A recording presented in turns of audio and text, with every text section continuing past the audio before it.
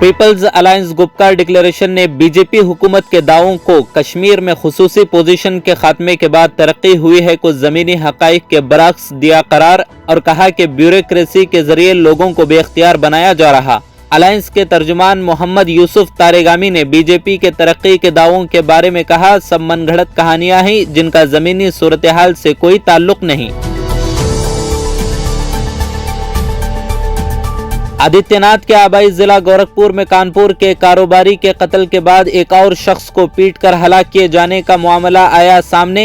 शराब की दुकान पर काम करने वाले नौजवान मनीष प्रजापति को ग्राहकों ने पीट कर दिया हलाक। स्टाफ रुकन रघु पर भी किया था हमला।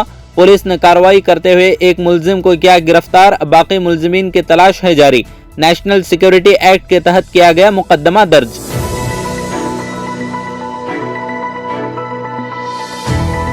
अक्टूबर महीना शुरू होते ही आवाम को लगा महंगाई का दूसरा जबरदस्त झटका। एलपीजी सिलेंडर की कीमत में 43.50 रुपये तक का किया गया इजाफा।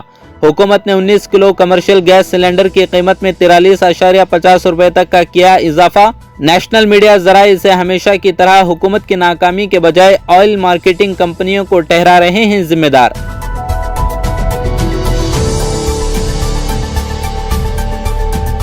दो 2008 के बेंगलुरु सीरियल धमाका मामले के मुलजिम अब्दुल नासिर मदनी को सुप्रीम कोर्ट से नहीं मिली राहत। सुप्रीम कोर्ट ने मदनी को बेंगलुरु से केरला मुंतकिल करने की दरख्वास्त कर दी खारिज। सुप्रीम कोर्ट ने केरला पीडीपी के रहनुमा अब्दुल नासिर को एक खतरनाक शख्स दिया करार। जुलाई 2008 में बेंगलुरु को हिला देने वाले सीरियल बम धमाके में 2 अफराद जान बहक और 20 अफराद हुए थे जख्मी।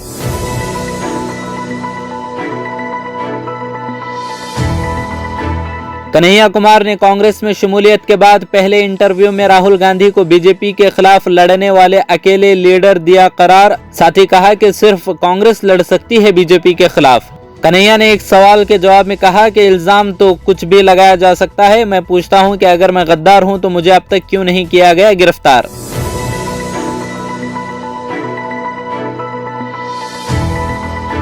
मगरबी बंगाल बीजेपी के एक और रुकने असेंबली कृष्णा कल्याणी ने पार्टी से दिया इस्तीफा। बंगाल बीजेपी ने कृष्णा कल्याणी को दिबाश्री चौधरी के खिलाफ बोलने पर किया था नोटिस जारी।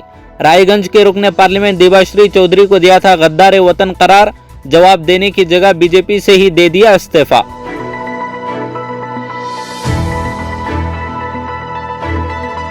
सहाफी सिद्दीक कप्पन के बारे में उत्तर प्रदेश पुलिस ने कहा कि वो जिम्मेदार सहाफी नहीं, सिर्फ मुसलमानों को भड़काने के लिए करते हैं रिपोर्ट। साथ ही यूपी एसटीएफ ने माओइस्ट और लेफ्ट विंग की हिमायत करने का भी लगाया इल्जाम। पुलिस ने दिल्ली फसादात के दौरान नाइंसाफी से काम लेने के इल्जाम में सिद्दीक कप्पन पर यूएपीए के तहत दर्ज किया मुकदमा।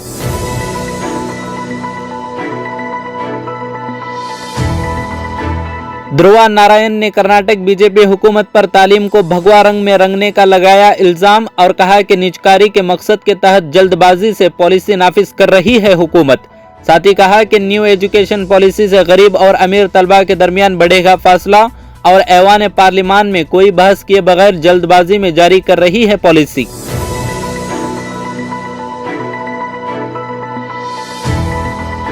सऊदी वजारत हज व उमरा ने मस्जिदुल हराम में उमरा ज़ायरीन की तादाद बढ़ाकर कर दी 1 लाख।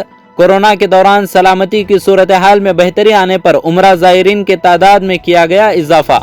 इसके साथ ही हरम मक्की में नमाजियों की तादाद भी 60,000 कर दी गई। वजारत का कहना है कि ज़ायरीन के इजाफे के लिए पेश की तैयारियां कर ली गई मुकम्मल।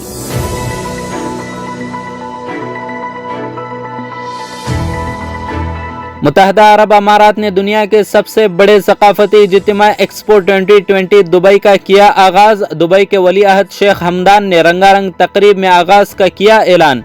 इफ्तिताही तकरीब को दुनिया भर में लाखों अफराद ने बराह रास्त देखा। इंटरनेशनल नुमाइश ब्यूरो के सेक्रेटरी जनरल किरकेंजिज ने कहा कि एक्सपो 2020 दुनिया के ममालिक के दरमियान शराकतदारी और ताउन के फरोग देने का बनेगा जरिया।